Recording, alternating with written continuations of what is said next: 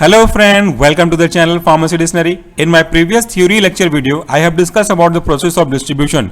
Distribution is a process of movement of drug after its absorption from one part of the body to the other one. That means it is very important to achieve equal action of the drug which has been absorbed by blood, or we can say systemic absorption.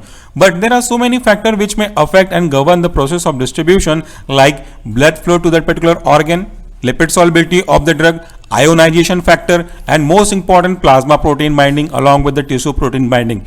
And today's lecture video is totally based on plasma protein binding. So what are the consequences of plasma protein binding? What are the steps of plasma protein binding? What is the actual effect of plasma protein binding with respect to the pharmacological action of any drug which has been taken by any route of drug administration? So this video is going to be one of the most important video for your concept boosting point of view, and the reference for today's video is only Solution Pharmacy and Pharmacy Dictionary, because we have converted a portion of theory into representing diagram, and you will not get this diagram in anywhere or any of the book. So before going through the process of plasma protein binding, let me illustrate the basic representation in this diagram.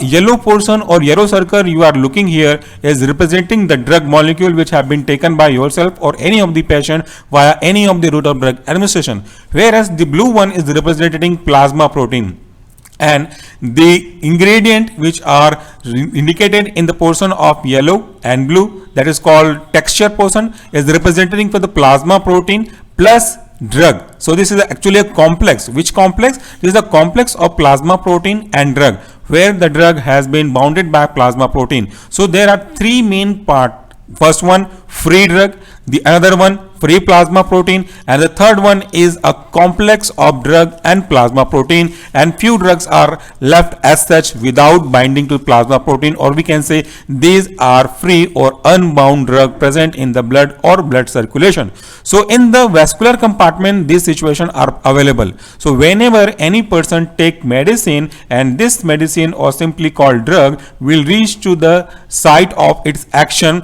by a process of distribution. So this distribution can be affected by plasma protein binding. If the drug is bounded with the plasma protein, this will act as a macromolecule, not micro, this is macromolecule, and this macromolecule will not be able to cross the different types of barrier, so they will not be available for their pharmacological action. Pharmacological action does not restrict itself with the wanted effect, but that also include unwanted effect too. So pharmacological effect may be of desirable and somehow undesirable effect.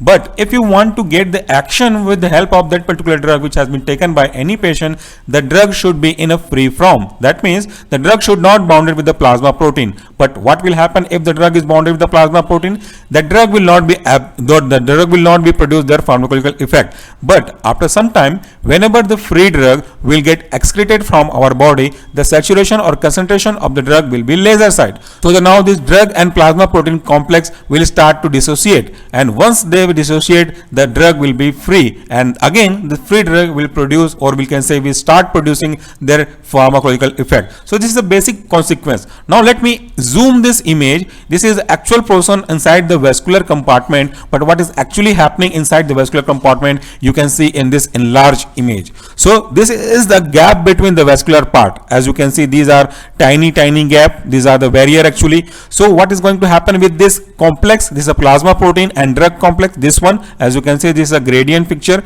So this is looking like a macromolecule. It means having larger size as compared to free drug. So the gap between this vascular compartment is not that much enough that will allow the movement of that macromolecular pattern. So that will remain in the same side, that is not able to cross that. So this will remain outside the barrier membrane.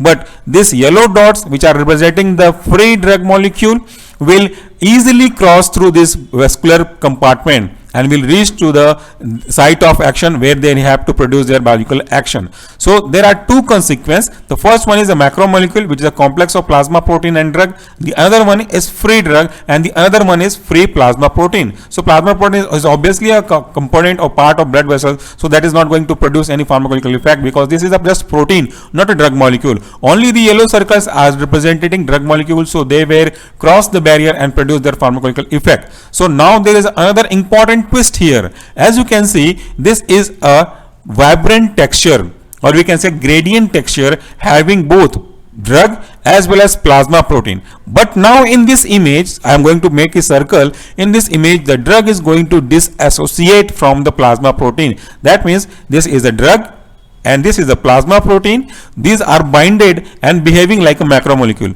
But now, as you can see in this diagram, I am going to dissociate it. So that drug is now free from the plasma protein binding, and that free drug will start passing through this membrane barrier as like it was used to produce before the binding to the plasma protein.